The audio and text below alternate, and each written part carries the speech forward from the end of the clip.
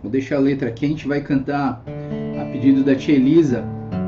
Ela pediu pra gente cantar Mais Perto Quero Estar, Meu Deus, de Ti, né? Que a gente possa estar olhando para esse hino e cantando com o desejo fundo do nosso coração de querer estar perto de Deus todos os dias, amém? Mais perto quero estar, meu Deus, de Ti, ainda que seja dor que me una a Ti, sempre hei de suplicar, mais perto quero estar, mais perto quero estar, meu Deus, de Ti, andando triste aqui na solidão, paz e descanso a mim, Teus braços dão. Nas trevas vou sonhar, mais perto quero estar, mais perto quero estar, meu Deus, de Ti. Minha alma cantará a Ti, Senhor, e em Betel alcançará padrão de amor. Sempre hei de rogar, mais perto quero estar, mais perto quero estar, meu Deus, de Ti. E quando Cristo enfim me vier chamar, nos céus com serafins irei morar, então me alegrarei perto de Ti, meu Rei, perto de Ti, meu Rei, meu Deus, de Ti. Senhor Deus, muito obrigado, Pai, mais uma manhã, mais um dia que o Senhor nos dá, um dia ensolarado, um dia bonito, Deus, para glorificar o Teu nome, para estarmos honrando e buscando da Tua face, Senhor. Abençoa cada pessoa aqui nessa reunião, que o Senhor coloque a Tua mão sobre a vida de cada pessoa, Deus. Eu oro, Pai, para que o Senhor esteja nos protegendo, o Senhor esteja cuidando das nossas vidas, o Senhor esteja guiando as nossas vidas nos teus caminhos, Senhor. Queremos olhar para a tua palavra mais uma vez, Pai. Queremos olhar para a tua palavra como uma refeição para as nossas almas. Nós queremos ser alimentados, Pai, pela tua palavra. Nós queremos ser moldados pela tua palavra. Nós queremos ser ensinados pela tua palavra. Queremos ser guiados pela tua palavra. Abençoa, Deus, nosso estudo de hoje de manhã. Que o Senhor fale aos nossos corações. Que o Senhor nos guie, Senhor, com o teu Espírito Santo, Pai. Nós cremos que o teu Espírito Santo é onipresente, onipotente e onisciente. Por isso o Senhor pode estar em todas as nossas casas, mesmo que cada um em sua casa, cada um diante do seu computador, do seu tablet, do seu celular, mas o Espírito Santo é o mesmo, que fala aos nossos corações com a tua graça, com a tua bondade. Senhor, fala conosco, é o que pedimos e oramos, em nome do Senhor Jesus. Amém.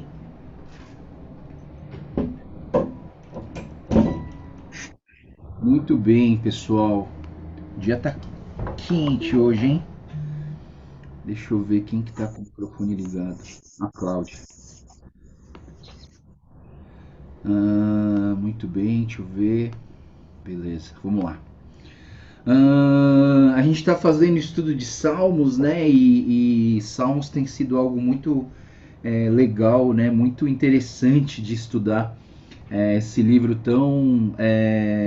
ao mesmo tempo que ele é complexo, ele é simples, né? Porque é a expressão do sentimento humano, né? E é interessante quando a gente consegue dar uma conectada no que ele está falando com a história de tudo aquilo que a gente tem visto na vida de Davi, na vida de Moisés, de Salomão e todos esses autores que escreveram e que escrevem o livro de Salmos, né? Então hoje a gente vai estudar o 21, 22, 23, 24 e 25, né?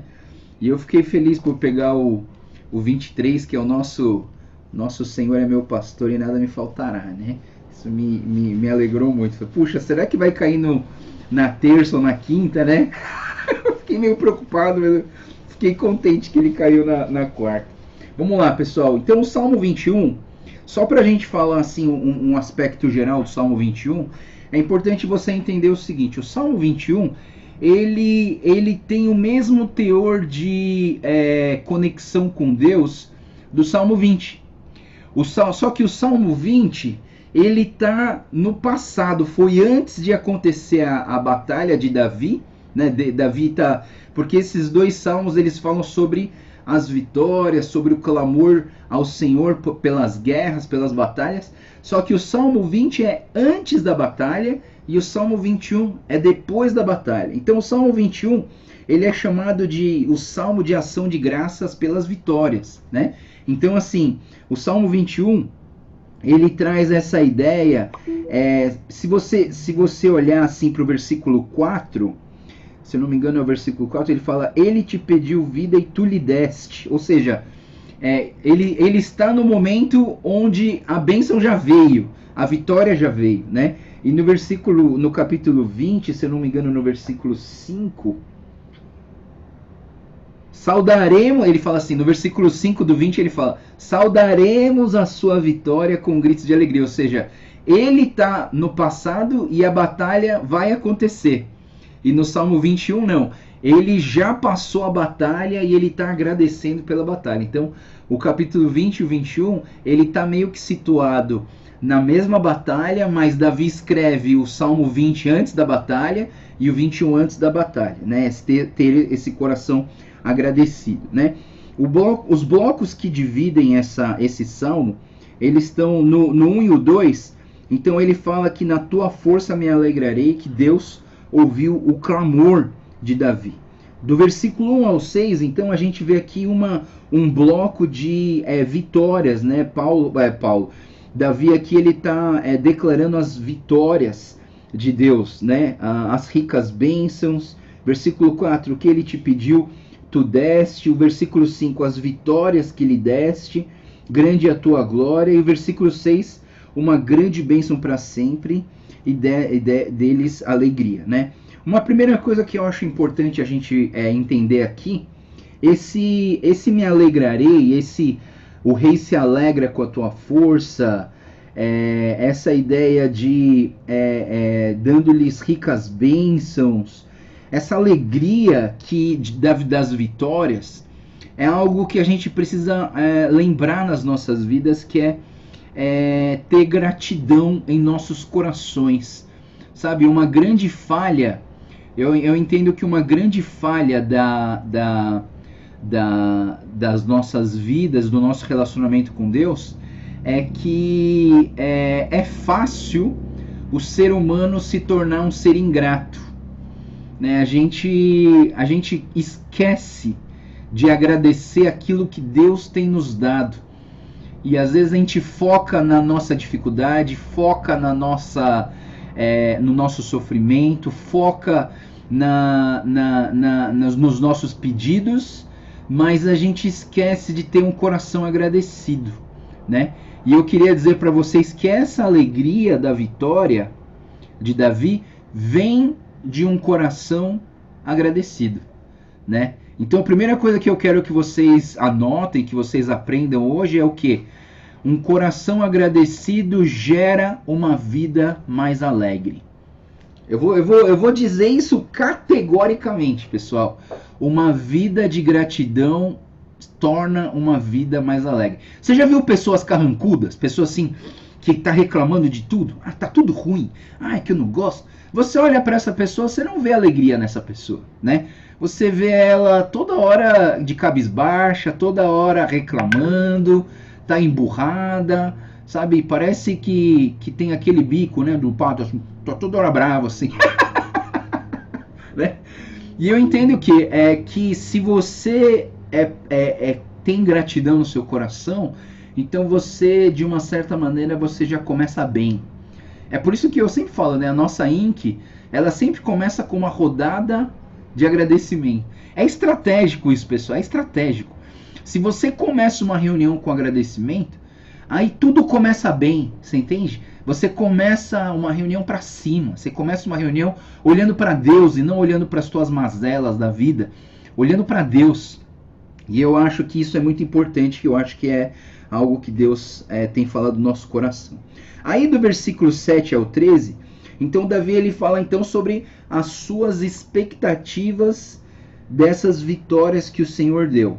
Vamos ler o versículo 7, ele diz assim: o rei confia no Senhor por causa da fidelidade do Altíssimo, e ele não será abalado. Segunda lição desse salmo que eu acho muito importante a gente aprender é confiar em Deus. Confiar em Deus. Esse rei confia no Senhor, né?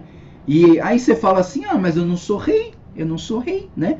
E aí eu quero que, se você acha que você não é rei, eu quero que você guarde o versículo de 1 Pedro 2,9.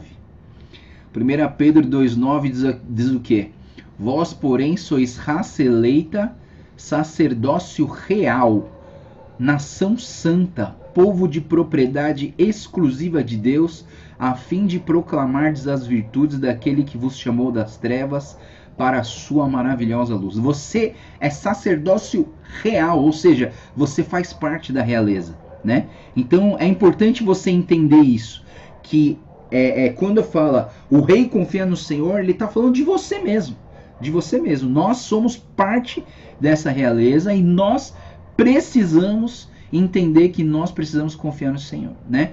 E ontem à noite, segunda noite, eu estava participando de um treinamento de pastores, né? E foi 3 horas de palestra, né? Mas assim, foi muito interessante porque assim, a maioria dos pastores que as igrejas não estão sofrendo muito com a pandemia são pastores que antes mesmo de entrar na pandemia, já confiavam no Senhor, já depositavam sua confiança no Senhor, já se prepararam para dificuldades que poderiam aparecer, E essas pessoas não estão sofrendo. E essas igrejas, por mais que a pandemia seja algo avassalador nas nossas vidas, essas igrejas onde as pessoas confiam no Senhor, elas não estão sendo abaladas, né? Pelo contrário, essas igrejas estão crescendo, né?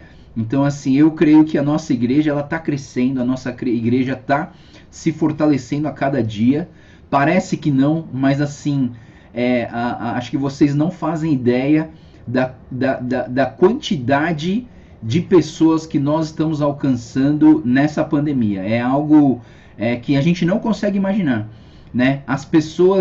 Tem pessoas no Japão assistindo nosso culto, tem pessoas em outros estados assistindo nosso culto, né? E Deus tem abençoado essas vidas. Mesmo aqui na nossa devocional, tem gente de outras igrejas que estão sendo abençoados também através da nossa igreja. Então a nossa igreja está sendo, de uma certa maneira, nós estamos sendo um canal de bênção. E espero que a gente continue tendo esse coração de abençoar as pessoas, né? De servir as pessoas, de pregar o evangelho para as pessoas, de tocar no coração das pessoas. Pessoal, vocês não fazem ideia. Tem gente se convertendo através dos nossos cultos online. Tem gente entregando a vida para Jesus nos cultos online, pessoal. Isso é, assim, maravilhoso, pessoal.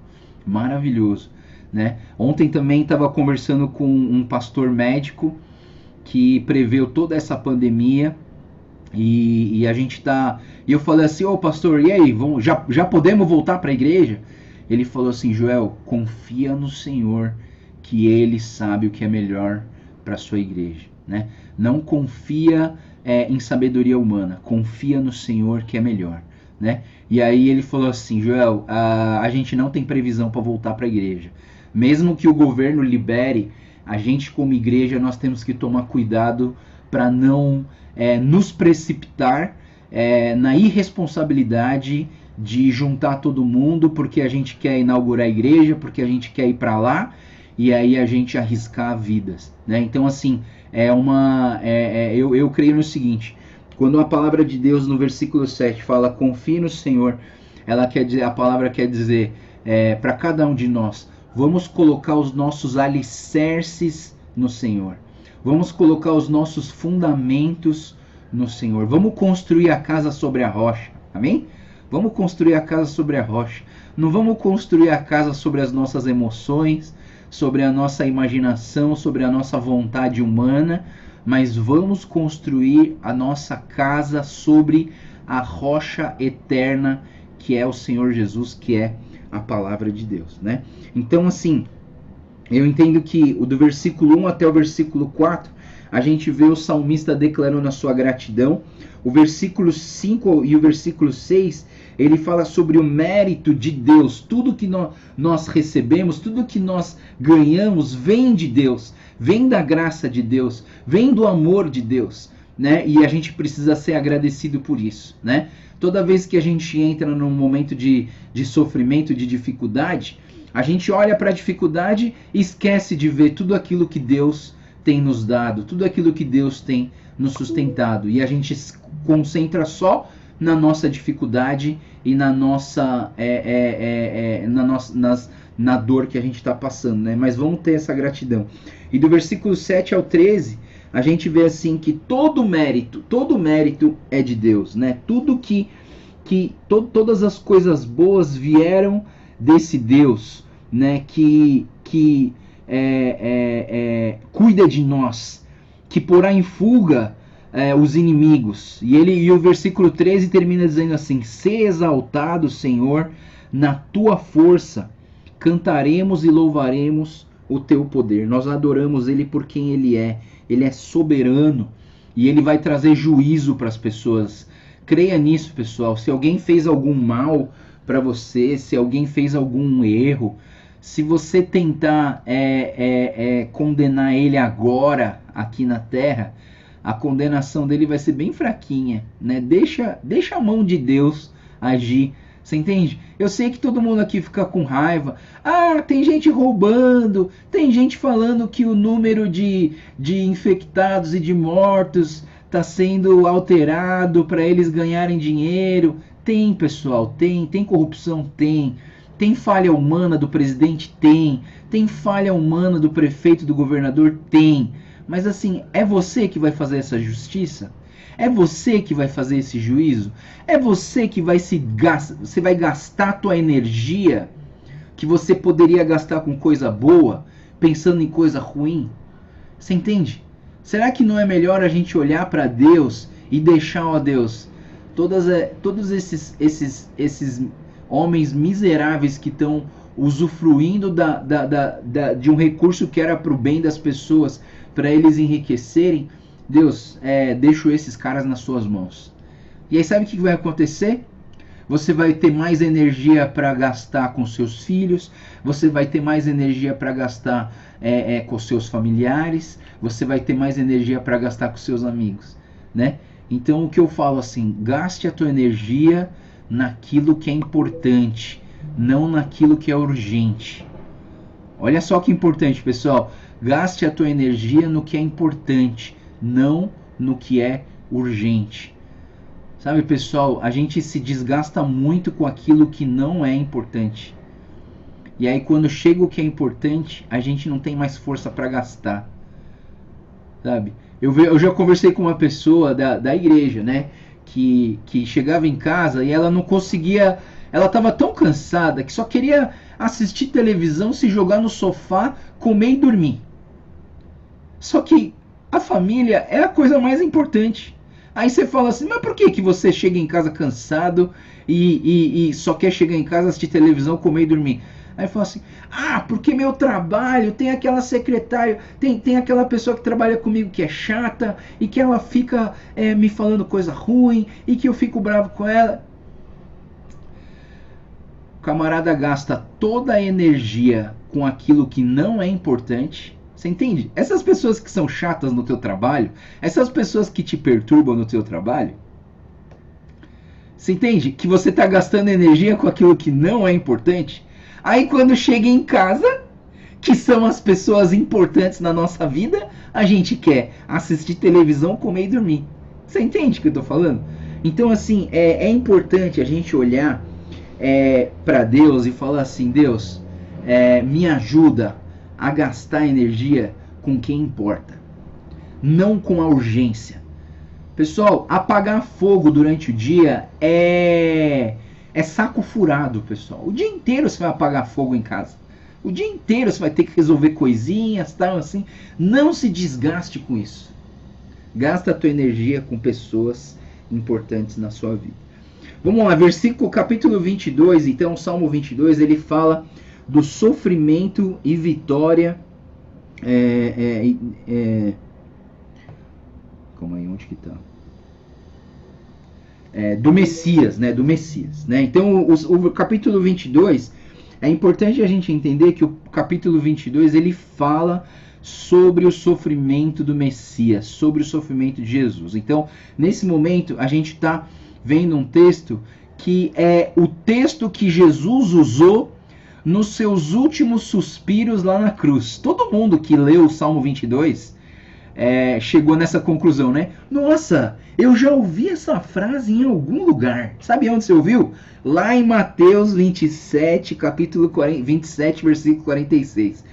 Mateus 27, 46. Lá nesse momento onde Jesus Cristo está crucificado, ele está pregado numa cruz, ele está cumprindo com a sua missão de levar todos os pecados do mundo, e ali ele recita em alta voz o Salmo 22, iniciando Eli, Eli em hebraico, Lama Sabachthani em aramaico. Então assim, ele usa duas línguas aqui, duas línguas diferentes. Eli, Eli ele fala em hebraico, Lama Sabachthani ele fala em aramaico, mas ele estava recitando exatamente o que? O Salmo 22. Meu Deus, por que me abandonaste? Por que está tão longe de salvar-me, tão longe dos meus gritos de angústia? Meu Deus, eu clamo de dia, mas não responde.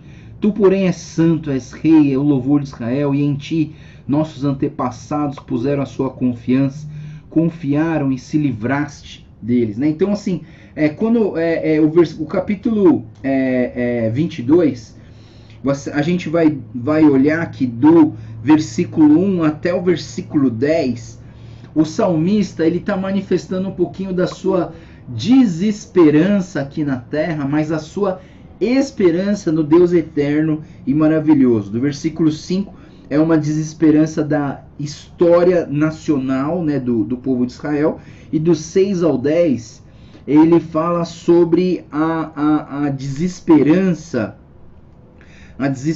na história do nascimento, né? Então assim, o rei confia no Senhor por causa da fidelidade do... Opa, calma aí, 22.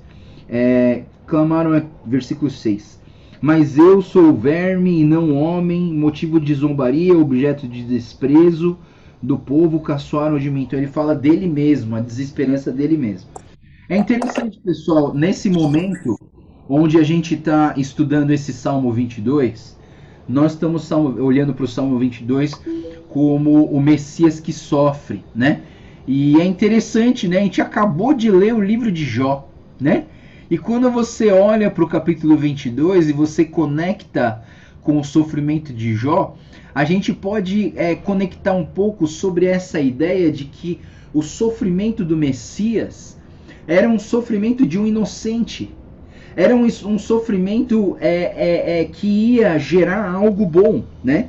E eu queria trazer um pensamento com vocês, eu queria que vocês pudessem pensar nisso, né? O Salmo 22 é um salmo messiânico que fala do sofrimento do Messias e que eu acho que dá pra gente uma perspectiva boa sobre o sofrimento. E eu queria dizer uma coisa importante para vocês, pessoal.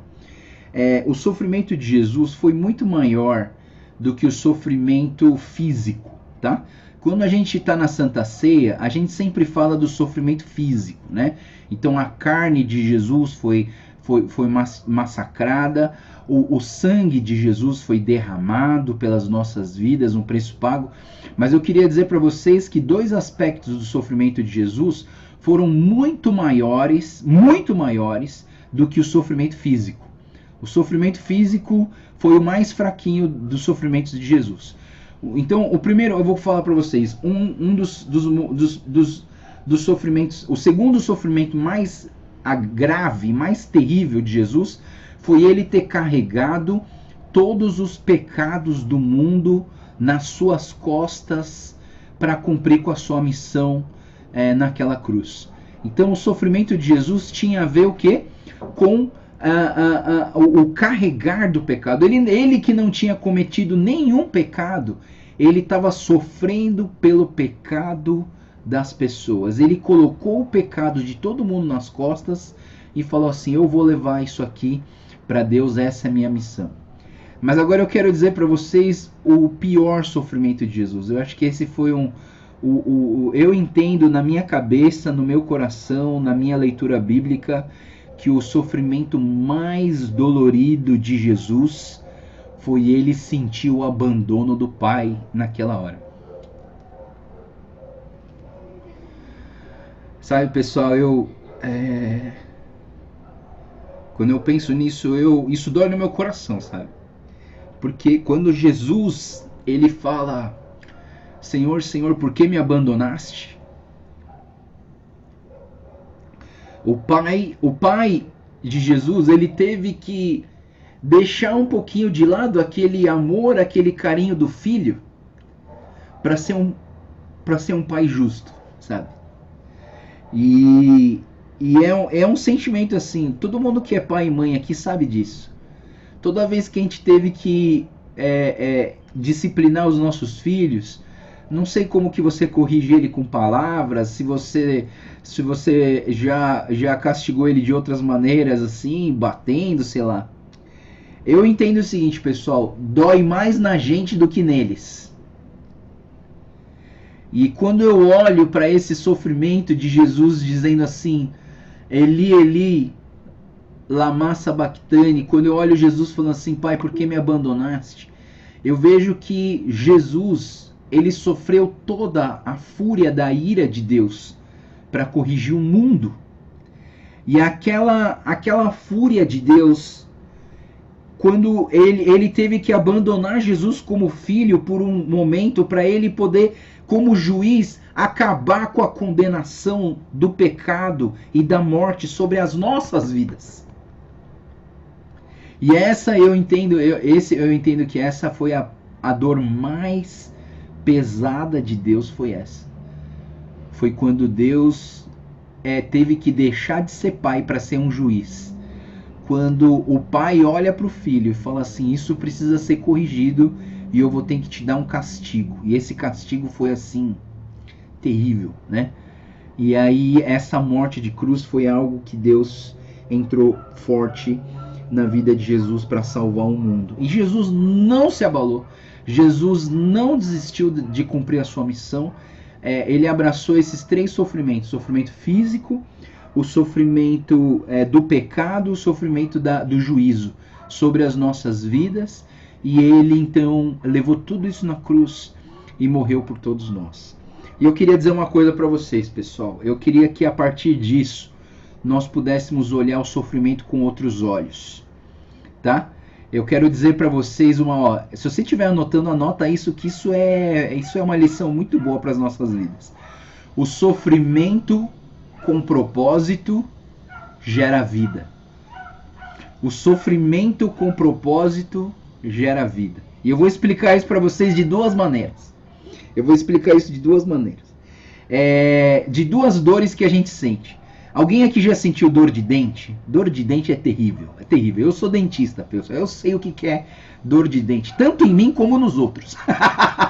É terrível, terrível, né? Eu conheço um índio lá no Amazonas que ele estava sentindo tanta dor de dente que ele ficou louco. Ele pegou uma arma e atirou no dente dele. Estourou tudo aqui assim, né? Porque a pessoa fica louca. A dor de dente deixa uma pessoa maluca, né? E eu queria dizer para vocês, eu queria fazer uma comparação da dor de dente com a dor do parto. Presta atenção nessa comparação. A dor de dente é uma dor terrível, é uma das piores dores que existe no mundo. A dor do parto também é uma dor terrível, mas a dor de dente não tem propósito, pessoal. Você não tem finalidade, está entendendo? A dor de dente não tem finalidade. A dor de dente, aliás, o negócio dói, você sofre e ainda você tem que pagar para resolver esse problema. Não é verdade? Você sofre 2 vezes, na boca e no bolso. Né?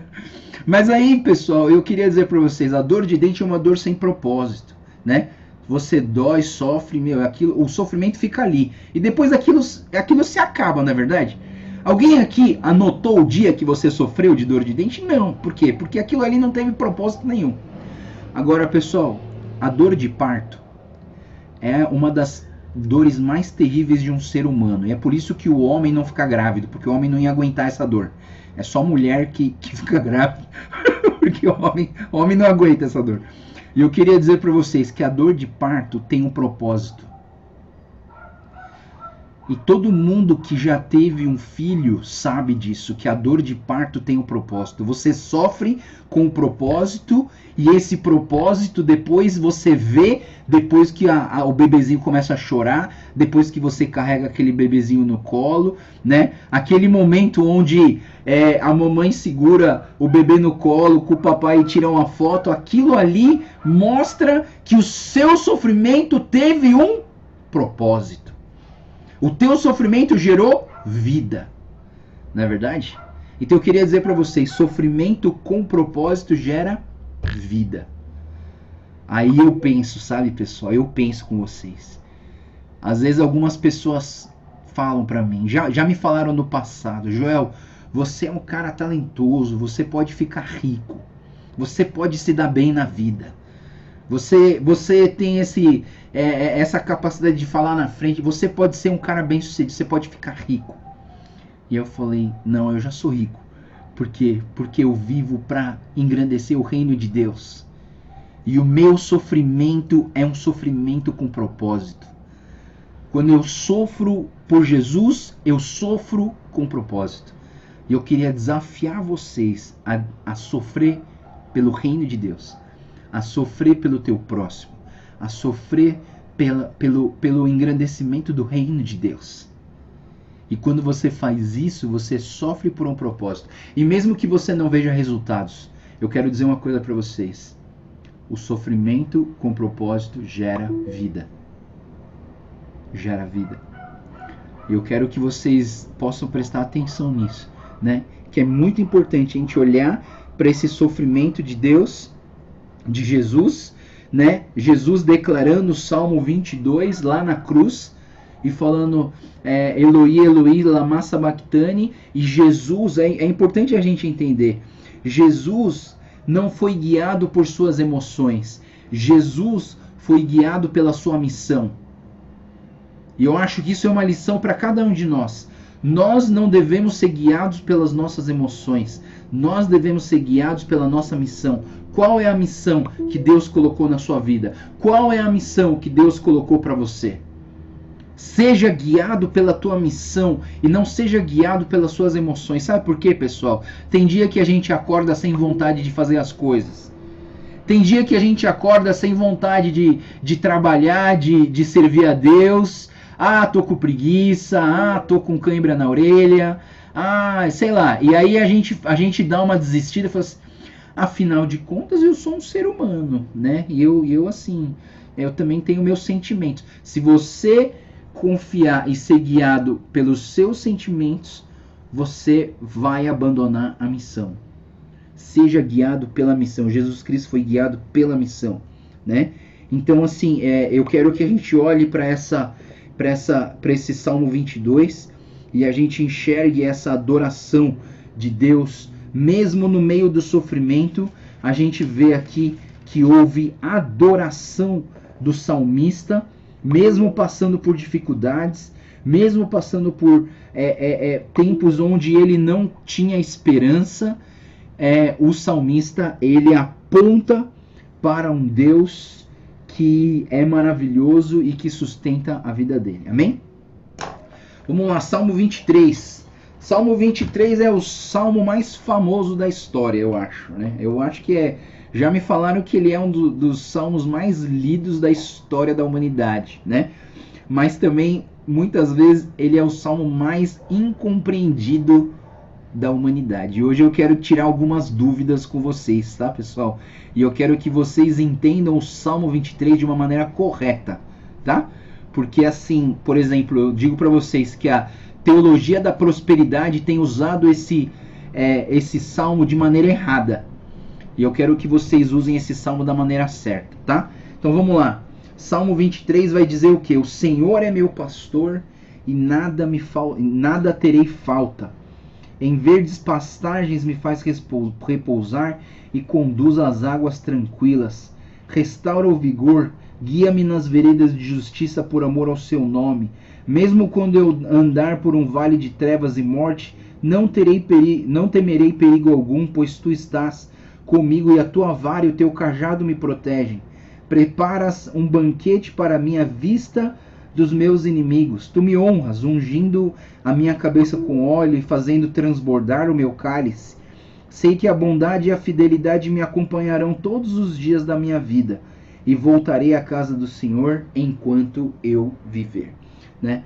E eu queria dizer para vocês que em algumas Bíblias, quando a Bíblia fala assim, o Senhor é meu pastor e nada me faltará, esse nada me faltará é muito perigoso, pessoal. Por quê? Porque esse nada me faltará faz com que as pessoas entendam que Deus, se Ele é o meu pastor, Ele não vai deixar faltar uma casa própria, Ele não vai deixar faltar um carro para mim, Ele não vai deixar faltar um trabalho, um emprego para mim, Ele não vai deixar faltar, eu não vou passar por nenhuma necessidade, tudo que eu pedir para Deus, Deus vai me dar. E aí eu queria dizer uma coisa para vocês. Se você enxergar esse salmo dessa maneira, você não está olhando Deus como Pai, você está olhando Deus como Papai Noel, entendeu? E o que é o Papai Noel, pessoal? O Papai Noel é aquele cara que o povo imagina que se você se comportar bem durante o ano, você vai receber o que no final do ano? Um presente, né? Então eu quero dizer para vocês que Deus não é Papai Noel. Deus não tem barganha com Deus, você entende? Lembra que eu falei com vocês, com Jó? A teologia da retribuição. A teologia da retribuição é baseada nesse relacionamento com Deus de barganha. Deus, eu vou fazer isso para você, mas você me dá aquilo lá. Eu vou te dar essa oferta aqui, mas o Senhor me abençoa nesse outro lado, né? Eu vou me sacrificar no jejum, mas o Senhor responde a minha oração de forma positiva. Não é nem que Deus responde a minha oração. Deus, quero que você responda a minha oração de forma positiva. Muitas pessoas acreditam que o relacionamento com Deus é tipo um controle remoto, sabe? Que você controla Deus, fala, Deus, faz a minha vontade, vai para a direita, vai para a esquerda, vai para cima, vai para baixo, né? Fica comigo, fica longe de mim agora. Você entende? Então eu quero dizer para vocês, eu gosto dessa versão na nova versão internacional, ela fala assim, ela não fala nada me faltará, ela fala nada terei falta. Você vê que é diferente? É diferente você falar assim, nada me faltará e de nada terei falta, ou seja, agora eu quero trazer a lição certa para vocês. Quando a Bíblia fala, quando Davi fala, o Senhor é meu pastor, ele não está dizendo que você não vai ter dificuldade na vida. Ele não está falando que vai faltar coisa na sua vida física. Quando Davi fala, o Senhor é meu pastor, ele está falando assim, Deus estará com você em todos os momentos. Deus não vai te abandonar em nenhuma circunstância. Deus vai continuar sendo a sua força na hora da dificuldade. Você entende? Que a gente muda a nossa perspectiva de olhar para Deus quando a gente pensa assim. O Senhor é meu pastor e de nada terei falta.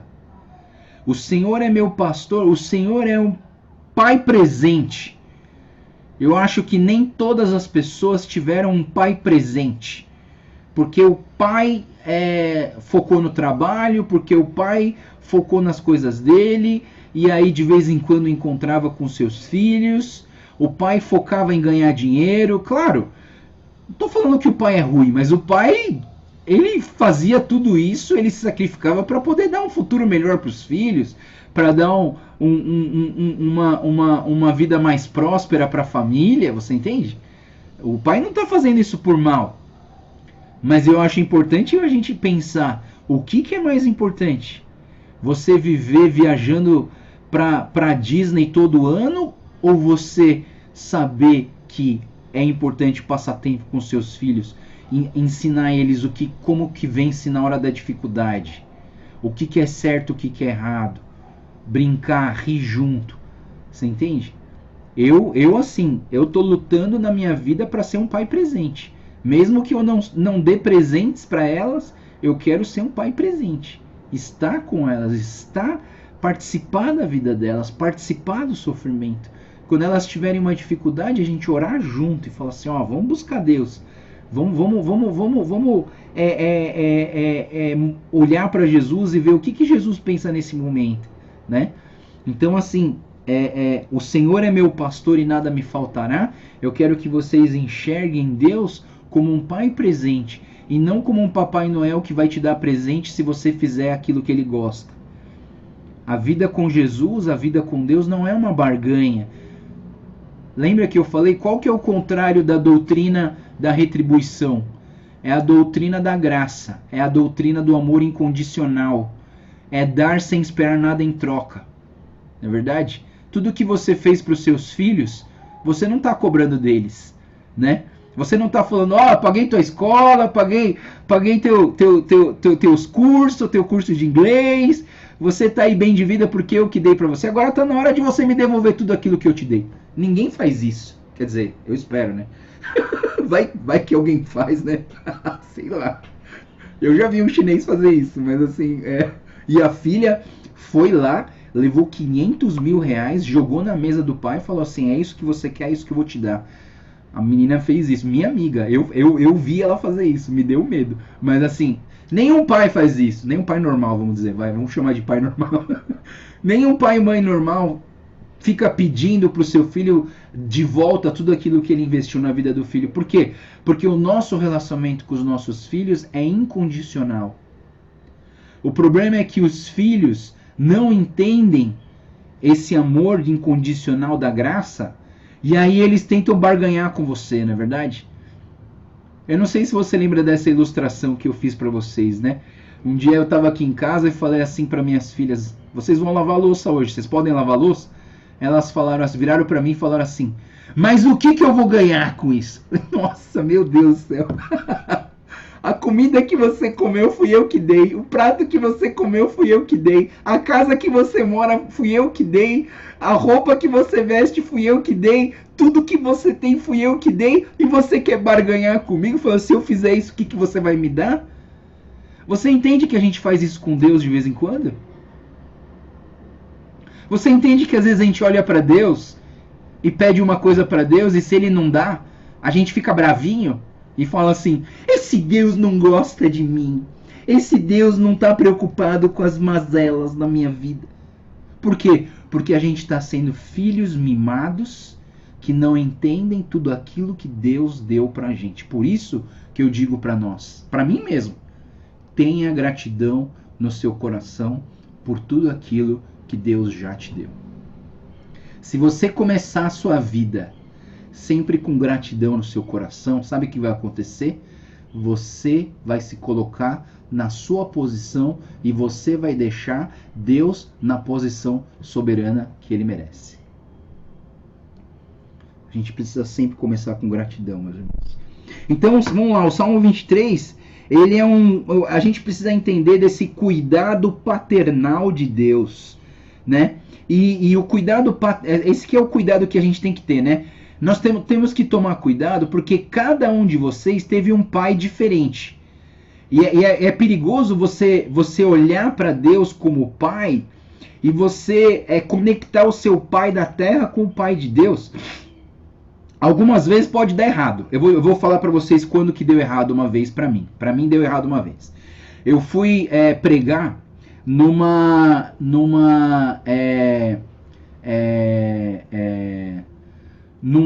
lugar onde só tinha mendigos, né?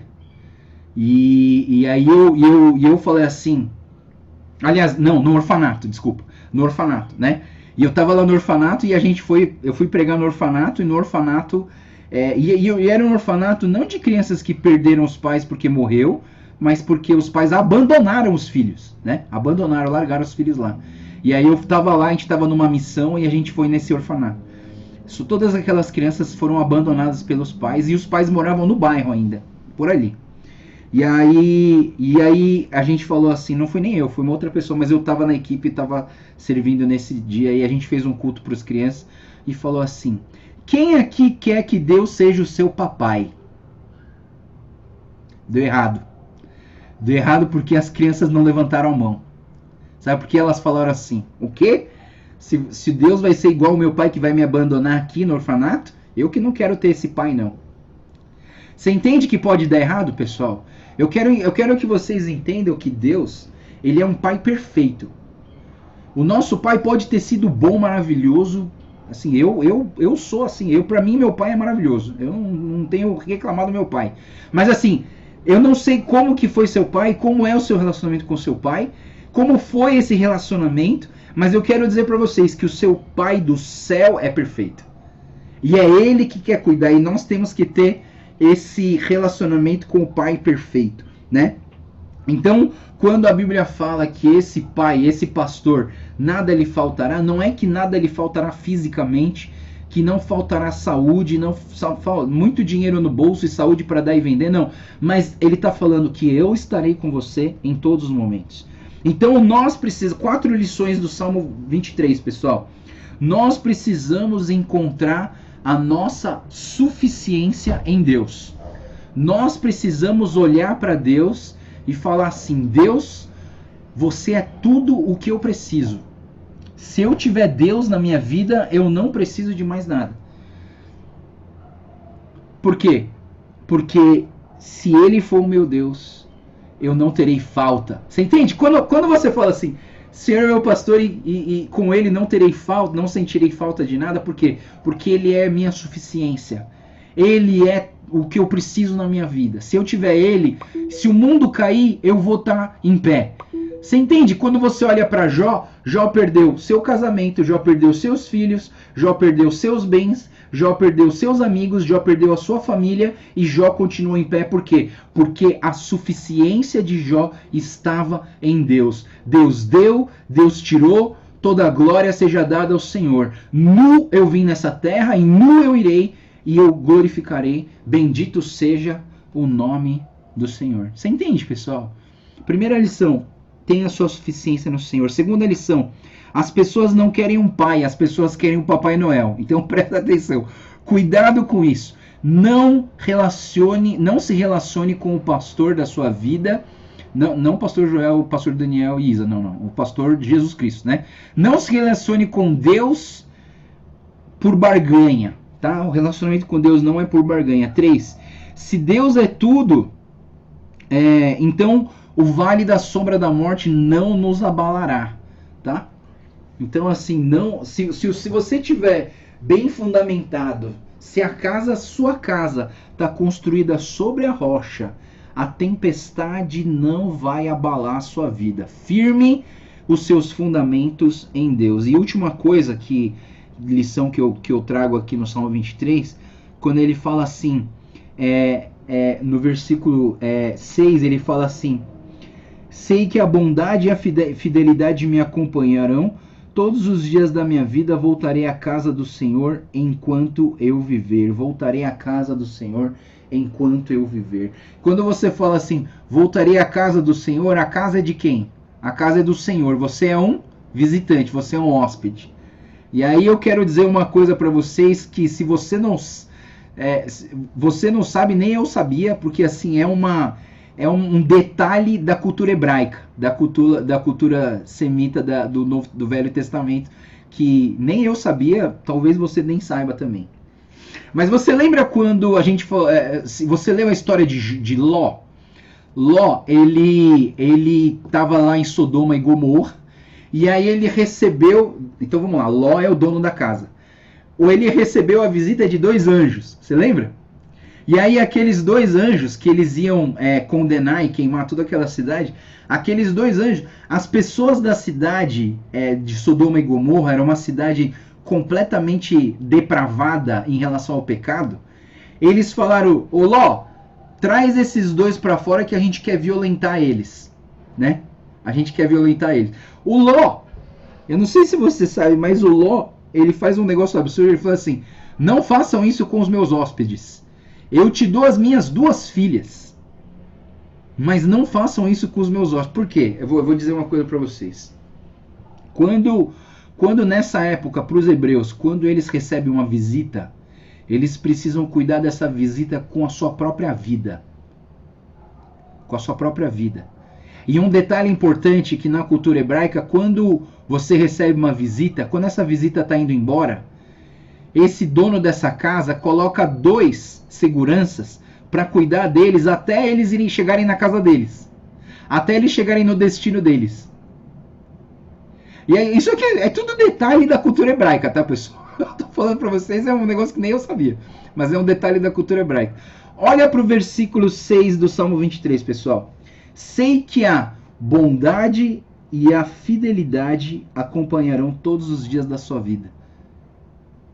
Na sua casa, eu voltarei à casa do Senhor enquanto eu viver. Quando você vai para a casa do Senhor, o Senhor, ele vai te proteger com a própria vida. Quando você vai para a presença do Senhor, o Jesus Cristo, ele vai dar a própria vida dele pelo hóspede que é você. E na sua jornada, ele vai colocar 2 seguranças que vão te acompanhar para o resto da tua vida: a bondade e a fidelidade. É incrível, pessoal. Deus ele trabalha nos nossos corações e ele quer cuidar de você. E isso não vai evitar a gente de passar por dificuldades, pessoal. Mas a gente vai continuar caminhando com o Senhor. Amém? Salmo 24. Salmo 24, ele tem o tema de a vinda do Rei da Glória, né? É mais um salmo davídico. E é um salmo que fala sobre a soberania de Deus. Dentro desse salmo, do versículo 1 até o versículo 10, ele é dividido em 3 blocos. O primeiro bloco é a adoração de Deus em relação ao Criador. Então o salmista ele está declarando a criação, tudo é dele, toda a criação é dele, ele fundou os mares sobre as águas,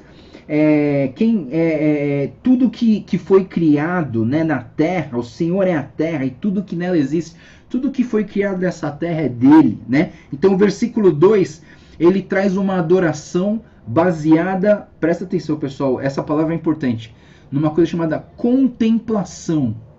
Contemplação, e eu acho que isso é uma coisa que nós precisamos aprender nas nossas vidas, a contemplar, né? Contemplar é uma coisa que a gente, principalmente pessoas muito ativas, muito práticas, elas esquecem de contemplar, porque contemplar parece para essas pessoas muito ativas é perda de tempo, não é verdade? Não é verdade? Quando que você vai ficar olhando para uma coisa e admirando aquilo lá, né?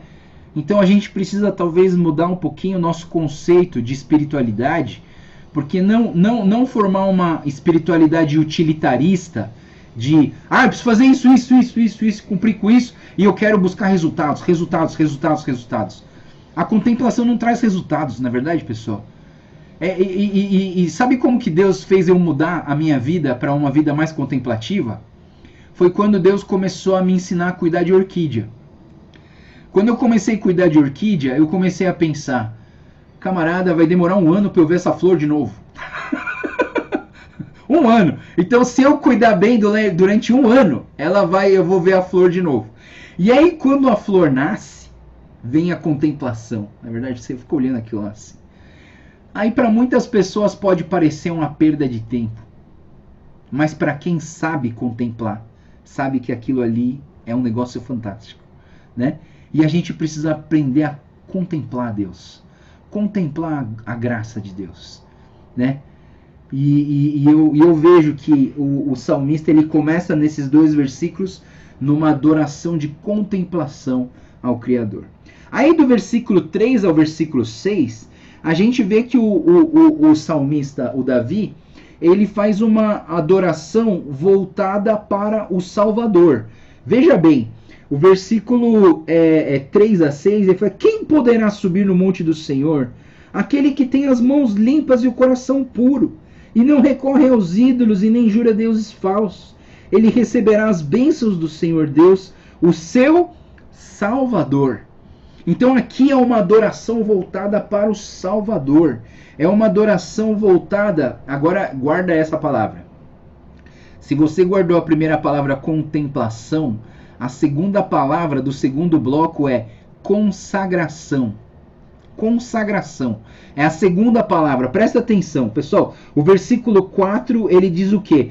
Aquele que tem as mãos limpas e o coração puro, não recorre aos ídolos e nem jura por deuses falsos. Deus aqui nessa consagração, nessa adoração ao Salvador, ele está ensinando uma coisa muito importante, pessoal. Presta atenção, 2 coisas para a sua vida, para o seu dia a dia. Deus, quem conhece a Deus, presta atenção, quem conhece a Deus, fala de modo diferente. Fala de modo diferente. Olha para as pessoas de modo diferente. Ama as pessoas de modo diferente das pessoas do mundo. A gente vai começar a amar com um amor incondicional, né? Ele está falando, quem vai poder entrar na presença de Deus? São esses, aqueles que têm mãos limpas e um coração puro. Nós precisamos ter um coração puro. As pessoas que têm coração puro, elas falam com as outras pessoas de maneira diferente. E o que é ter um coração puro, pessoal? É você olha para os frutos do Espírito em Gálatas capítulo 5, você vai ver. Tudo aquilo ali é fruto de um coração puro. Amor, alegria, paz, paciência, bondade, benignidade, mansidão, domínio próprio. Todas essas... E assim, a Bíblia em Gálatas, ela não fala frutos. Não é que cada um desses é um fruto. Não. É um fruto só. É como se, sabe quando você abre uma mexerica e tem vários gomos? Então, cada um daqueles 9 gomos é uma coisa. Amor, alegria, paz, bondade, benignidade, mansidão, domínio próprio. Cada uma daqueles itens é um gomo do mesmo fruto. Ou seja, quando nós buscamos em Deus um coração puro, um coração santificado, quando nós buscamos santidade nas nossas vidas, nós estamos buscando um coração puro. Qual que é o fruto do coração puro? É o fruto do Espírito Santo de Deus.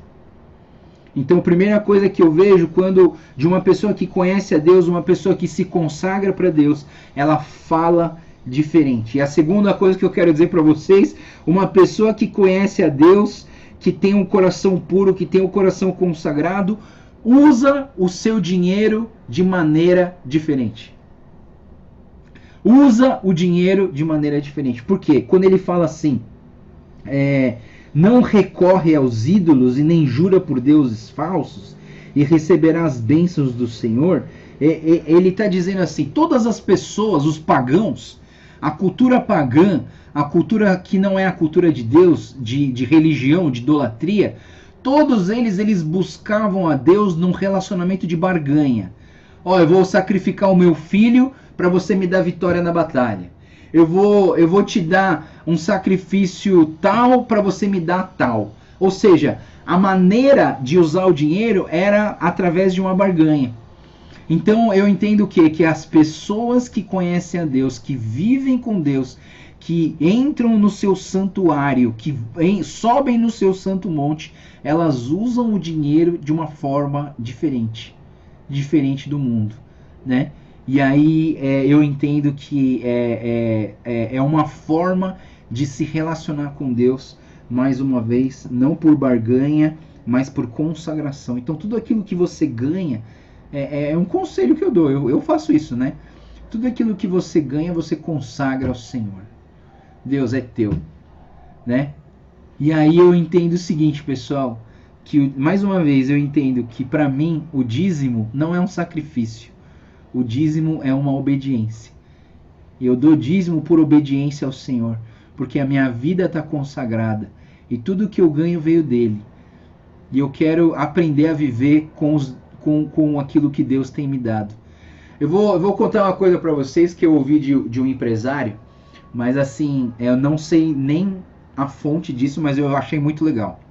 Sabe aquela pasta de dente que você usa que chama Colgate?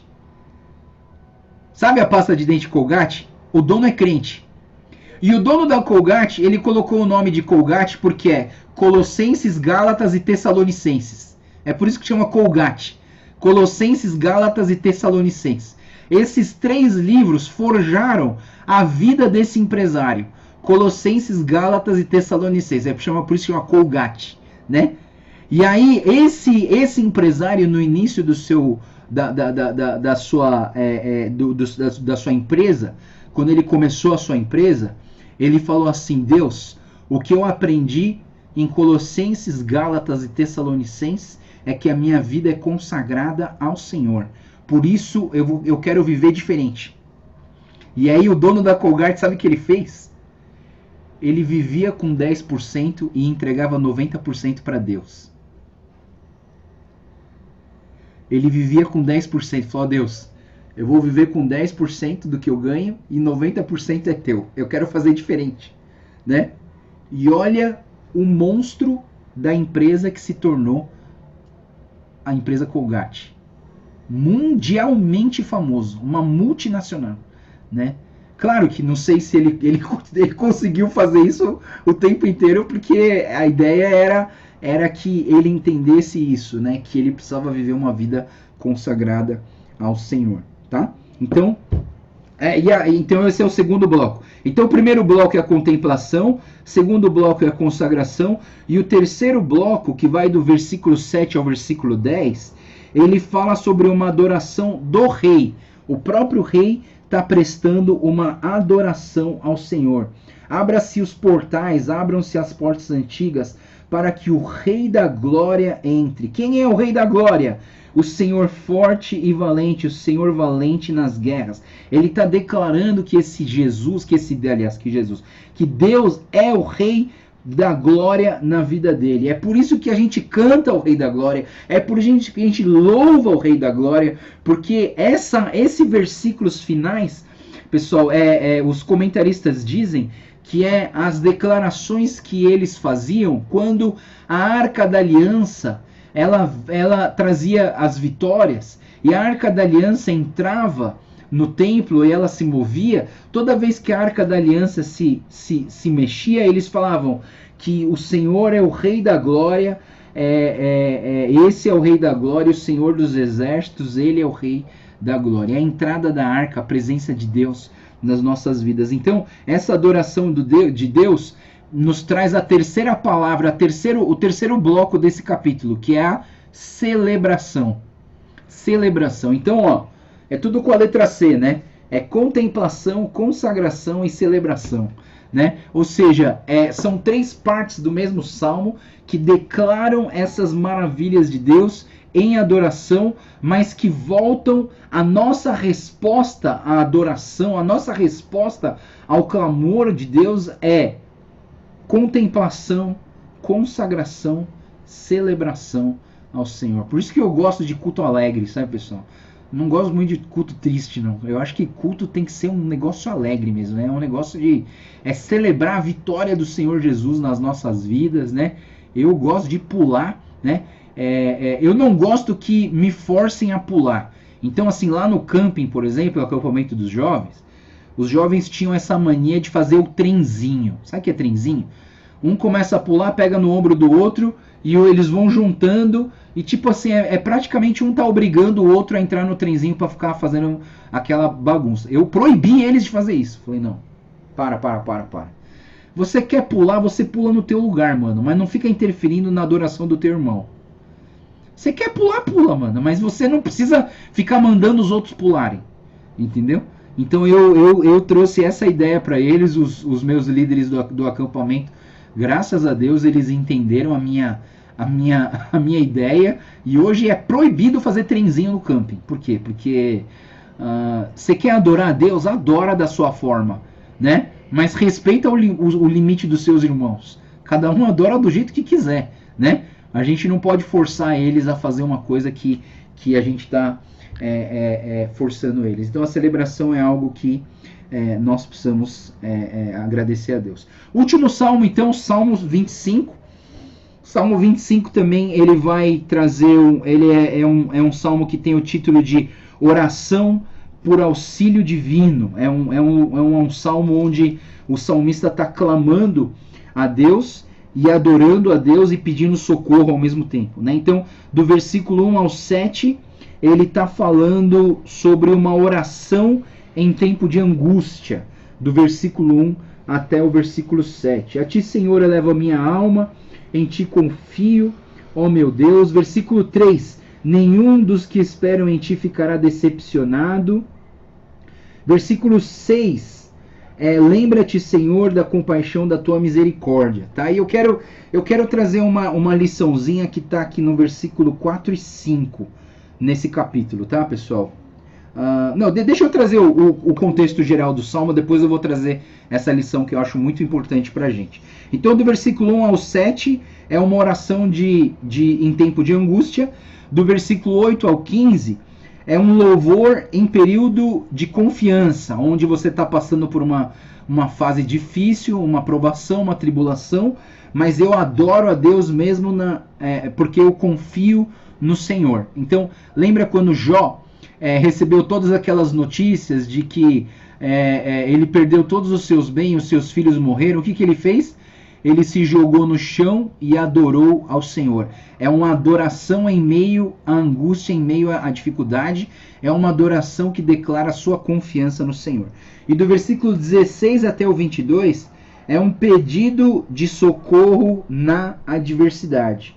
Então, do versículo 16 em diante, o versículo 16 diz assim: volta-te para mim, tem misericórdia de mim, pois estou só e aflito. Né? Então, do 16 até o 22, é um pedido de socorro, é um pedido de libertação, é o salmista dizendo: livra-me do mal, livra-me das minhas dificuldades, né? Então é isso. Mas eu queria trazer uma liçãozinha só para acabar, pessoal, que eu achei fantástico esses 3 verbos do versículo 4 e 5. Lê comigo o versículo 4 e 5. Ele diz assim: Mostra-me, Senhor, os teus caminhos, ensina-me as tuas veredas e guia-me com a sua verdade. Ensina-me, pois tu és o Deus Salvador e a minha esperança está em ti. Então, 3 verbos aqui que eu fiquei fazendo essa reflexão no Salmo 25 que eu achei fantástico. Os 3 verbos são: mostra-me, ensina-me e guia-me. Mostra-me, ensina-me e guia-me. E eu achei fantástico essa ideia, né? Porque depois eu olhei de novo o Salmo e eu percebi que todo o Salmo ele está conectado nesses 3 verbos, né? Então quando ele fala mostra-me no versículo 4, se você olhar para o versículo 8, ele diz assim: bom e justo é o Senhor, por isso mostra o caminho aos pecadores. Ou seja, primeira coisa que a gente precisa olhar em Deus, falar para Deus, pedir para Deus é: Deus, mostra o caminho certo, né? Porque se você conseguir enxergar o caminho certo, você vai entrar nele, né? Então as pessoas que entraram na nossa igreja nesses últimos tempos, nesses últimos anos que a gente tem passado, o caminho foi mostrado, entendeu? Os olhos dessas pessoas abriram e falaram: pô, esse caminho aqui é bom, eu quero andar nessa igreja, essa igreja vai me ajudar a encontrar o caminho certo. Então, primeira coisa que a gente pede a Deus é: Deus, mostra o teu caminho, mostra para que lado que é para ir. A segunda coisa, então, o segundo verbo, ele fala: ensina-me, ensina-me. E aí no versículo 9b, ele diz de novo: e lhes ensina o seu caminho, conduz os humildes na justiça e ensina os seus caminhos. Todos os caminhos do Senhor são amor e fidelidade para os que cumprem os preceitos da sua aliança. Então, assim, os preceitos da sua aliança, o que é? Os nossos ensinamentos. Preceitos da aliança é estudar a palavra de Deus. Preceito da aliança é o que Esdras fazia quando, no meio da reconstrução das muralhas e do templo, eles paravam para olhar para a palavra de Deus e falavam: Deus, ensina a gente a conhecer a tua palavra. Você entende, pessoal? Quando a gente fala em preceitos da sua aliança, é essa devocional que a gente está fazendo assim todos os dias, lendo a palavra de Deus e olhando para os preceitos da aliança e falando: Deus, me ensina, Deus, me ensina. Deus, usa a vida do pastor Joel para me ensinar. E eu vejo que muita gente tem aprendido tantas coisas boas. E eu digo para vocês, pessoal, vocês falam assim: o Joel está ensinando tudo aquilo que ele sabe. Não. Deus está me ensinando, por isso que eu estou passando para vocês. Deus está me ensinando. Eu tô buscando, claro, eu às vezes eu passo horas e horas em cima dos livros, dos comentários, na internet, buscando essas informações para trazer para vocês. Eu tô buscando e Deus está me ensinando, mas eu tô ensinando vocês. E vocês precisam passar isso para frente. Pessoal, você acha que você está recebendo tudo isso aí de graça para você engordar e ficar aí espiritualmente gordo, sentado na cadeira? Não. Deus está te dando tudo isso aí, você está anotando tudo isso aí, enchendo cadernos de anotações, para que você possa passar isso para frente, para você poder ensinar outras pessoas. Quando o salmista fala: Deus, ensina-me, ele precisa usar alguma coisa, ele precisa usar alguém, ele quer usar a tua vida, ele quer usar você. Então usa tudo isso que você está recebendo para ensinar outros. Eu estou recebendo de Deus para ensinar vocês. Vocês estão recebendo para ensinar outros. Vocês têm que passar para frente, né? Não fica com isso só para você, ensina. E o terceiro versículo, então, o terceiro verbo que ele fala aqui para mim é guia-me. E eu vejo que guia-me no versículo 9, mais uma vez no versículo 9 ele fala conduz-me. No versículo 10 ele fala de novo, né? Todos os conduzem pelo caminho do Senhor, no amor, na fidelidade. E eu entendo que o Espírito Santo hoje é aquele que nos guia, né?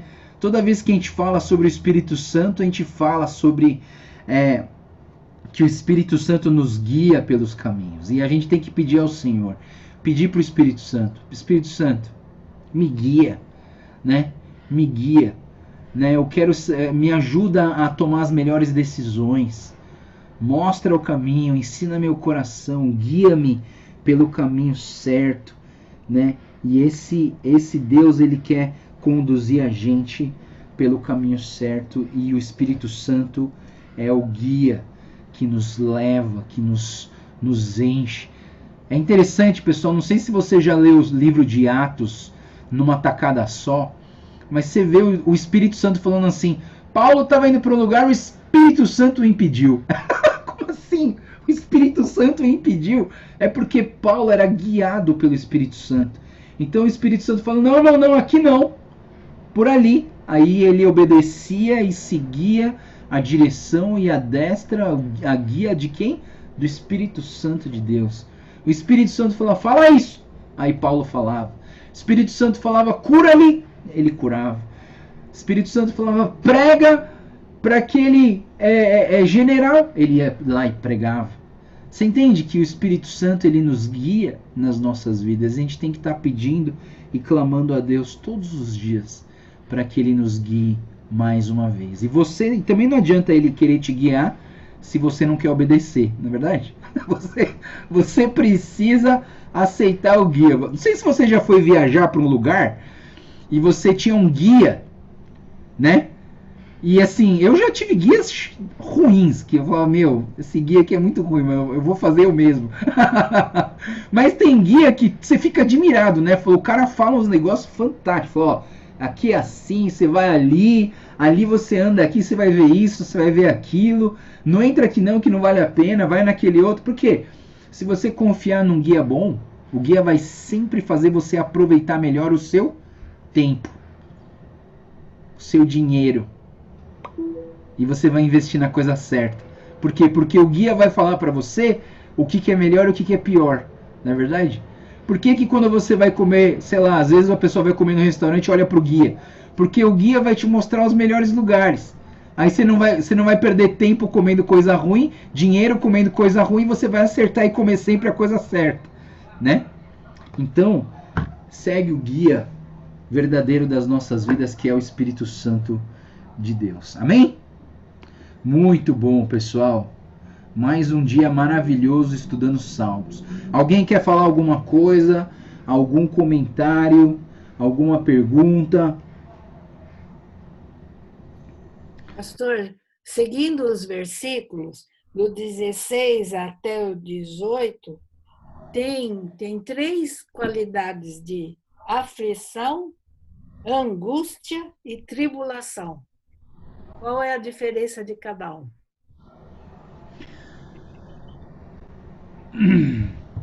Do 16 até o 18. Tia, tem. Eu acho que assim, se a gente for se deter exatamente no fundo da palavra, aqui a gente vai longe, né?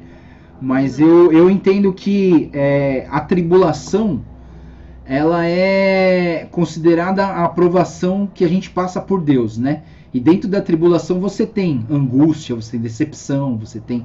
Claro, cada coisa é uma coisa diferente, né? A angústia é uma coisa que você se frustrou, eu entendo assim, né?